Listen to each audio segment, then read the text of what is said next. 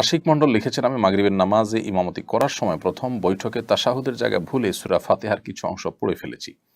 আমার মনে আসার সাথে সাথে তাশাহুদ পড়েছি, কিন্তু সাহু সিজদা করিনি। আমার নামাজ কি হয়েছে? নামাজ যদি ভুল হয়ে থাকে এখন করণীয় কি?